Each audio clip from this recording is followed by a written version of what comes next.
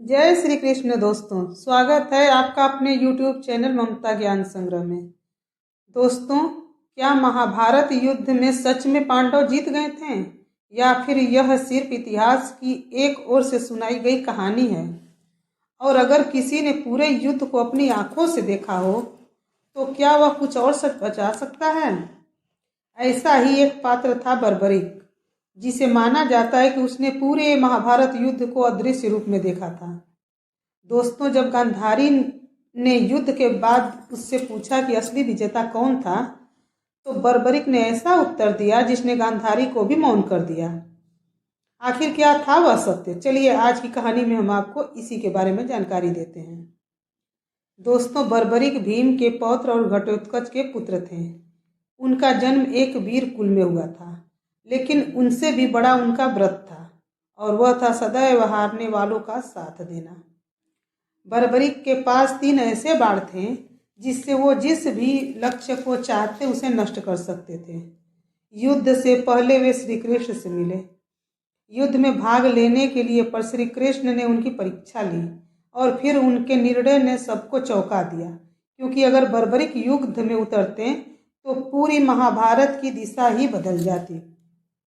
जब श्री कृष्ण को पता चला कि बर्बरिक युद्ध देखने नहीं बल्कि लड़ने आए हैं, तो वे चिंतित हो गए।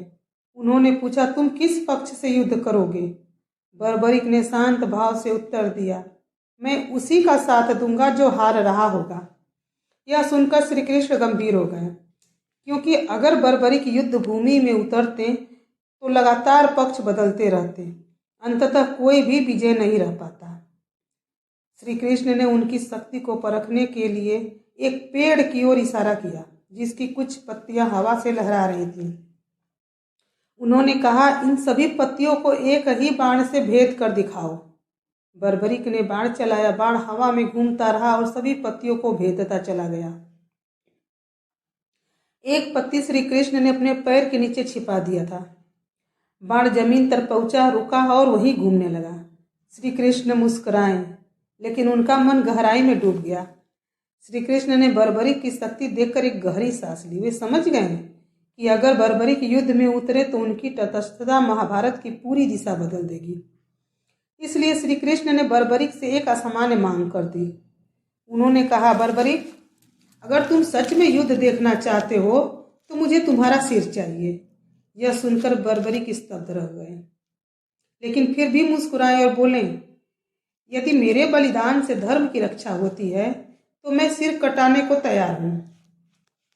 श्री कृष्ण ने उनका सिर एक ऊंचे टीले पर स्थापित किया और वरदान दिया कि वे पूरे युद्ध को देख सकते हैं। बर्बरिक का कटा हुआ सिर युद्ध की हर चाल, हर छल, हर वीर गति और हर अधर्म को चुपचाप देखता रहा। लेकिन अंत में जब युद्ध समाप्त हुआ तो गांधारी के एक प्रश्न ने इस शांति सिर से वह जवाब मांगा जिसे सुनकर सन्नाटा छा गया। महाभारत युद्ध समाप्त हो चुका था। कुरुक्षेत्र की भूमि पर चारों ओर शव बिछे हुए थे। वीरों की कहानियां समाप्त हो चुकी थी। गांधारी, जिनकी आंखें तो पहले ही बंद थी, अब मन भी शोक से ढका हुआ था। उन्होंने श्री कृष्ण से एक ही सवाल किया, इस युद्ध का असली विजेता कौन है? श्री कृष्ण ने उस सवाल का उत्तर देने के बजाय बर्बरिक के कटे हुए सिर की ओर इशारा किया और कहा, इसने पूरा युद्ध अपनी आंखों से देखा है। इसका उत्तर सबसे सच्चा होगा। तब गांधारी बर्बरिक के पास पहुंची और बर्बरिक से पूछा, यदि तुमने सब देखा है तो बताओ, असली विजेता कौन था? कुछ क्षणों तक मौन छाया रहा। फिर बर्बरिक की धीमी लेकिन स्पष्ट वाणी गूंजी, जहां तक मैंने देखा केवल श्री कृष्ण की योजना, उनकी चतुराई और उनका मार्गदर्शन ही विजेता था। शेष सब तो केवल मोहरे थे। बर्बरिक ने जैसे ही यह शब्द कहे, गांधारी को गहरी सोच में डाल दिया। वह चौंक गई, क्योंकि यह वह सत्य था जिसे किसी ने कभी नहीं पहचाना। युद्ध में पांडव और कौरवों के बीच जो लड़ाई थी, असल में उसकी असली दिशा श्री कृष्ण ने तय की थी। बर्बरिक ने अपनी आंखों से देखा था कि हर पल युद्ध में क्या हो रहा था और किस तरह श्री कृष्ण ने हर एक चाल को इतनी चतुराई से खेला। उन्होंने कहा, जो केवल अपने कर्मों और गुणों से अपने अस्तित्व की पहचान करता है वही विजय होता है। पांडव या कौरव दोनों ने केवल अपनी गलतियां और कमजोरियों से अंत को स्वीकार किया था, मगर श्री कृष्ण जिन्होंने हर कदम पर मार्गदर्शन किया वही असली विजेता है। यह सच इतना कड़वा था कि गांधारी के आंखों से आंसू गिरने लगे और वह विचारों में खो गई। वही गांधारी जिन्होंने अपनी आंखों के सामने अपने 100 पुत्रों का वध होते देखा था। बर्बरीक के शब्दों पर गहरे विचार करने लगी। उनका मन द्वंद्व से भर गया। क्या सच में उनकी संतानें केवल एक खेल की तरह थी जिनका कोई उद्देश्य नहीं था? क्या हर कदम पर श्री कृष्ण ने ही सब कुछ नियंत्रित किया था? वह स्वयं को दोषी मानने लगी। अपनी संतान की हार पर उन्हें हमेशा दूसरों को दोष देना था, लेकिन अब बर्बरी की बातें उन्हें यह समझा रही थी कि सब कुछ पहले से तय था। गांधारी के दिल में एक ठहरी हुई खामोशी छा गई।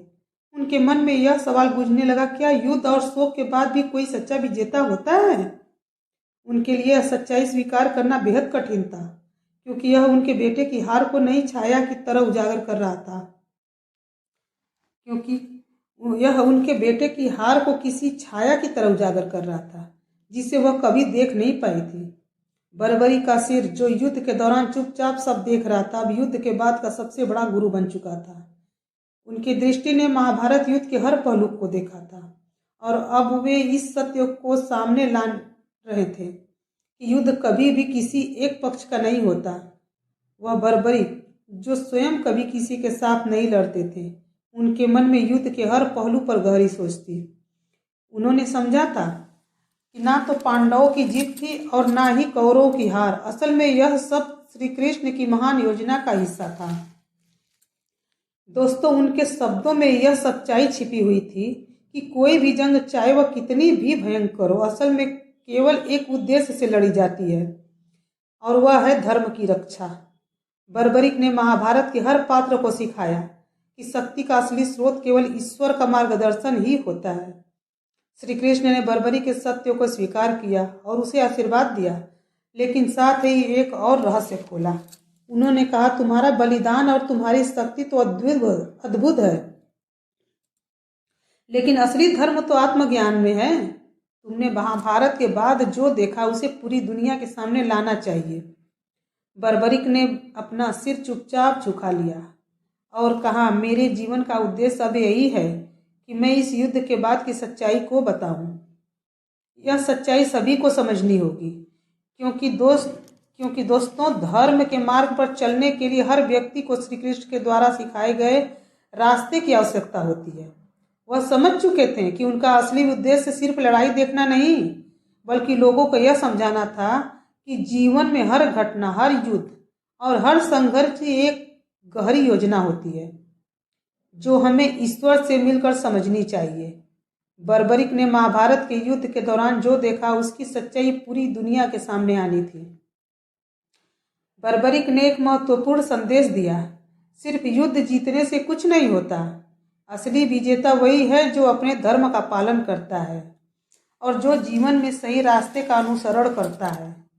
श्री कृष्ण ने युद्ध को जीता, लेकिन यह जीत केवल अस्तित्व की नहीं थी, बल्कि उसे सही दिशा देने की थी।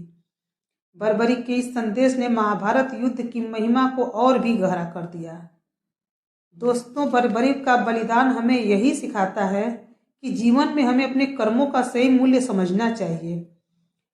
यह संदेश न सिर्फ महाभारत बल्कि हर युग में प्रासंगिक रहेगा, क्योंकि आज भी लोग युद्ध, संघर्ष और जीवन की सच्चाई को समझने में लगे रहते हैं। उनका जीवन, उनका संदेश आज भी हमारे दिलों में जीवित है। महाभारत की यह कथा हमें यही सिखाती है कि वास्तविक शक्ति और जीत केवल बाहरी संघर्षों में नहीं, बल्कि अंदरूनी समझ और धर्म के पालन में होती है। बर्बरीक का बलिदान और श्री कृष्ण द्वारा दी गई शिक्षा यह दर्शाती है कि जीवन में हर कठिनाई और हर युद्ध का कोई गहरा उद्देश्य होता है, जो हमें समय के साथ समझ में आता है। आज हम सबको बर्बरी के संदेश से प्रेरणा लेनी चाहिए कि सच्ची जीत तब होती है जब हर धर्म, सत्य और ईश्वर के मार्ग पर चलते हैं। दोस्तों, आपसे निवेदन है कि इस कथा पर आपके क्या विचार हैं, हमें कमेंट में जरूर लिखकर बताएं। क्या आपको भी लगता है कि आज भी हम उसी तरह की सच्चाइयों से अनजान हैं जैसे गांधारी थी? अगर इस वीडियो ने आपको सोचने पर मजबूर किया है तो प्लीज़ लाइक, कमेंट और सब्सक्राइब करें। मिलते हैं किसी और स्टोरी के साथ, तब तक के लिए धन्यवाद। जय श्री कृष्णा।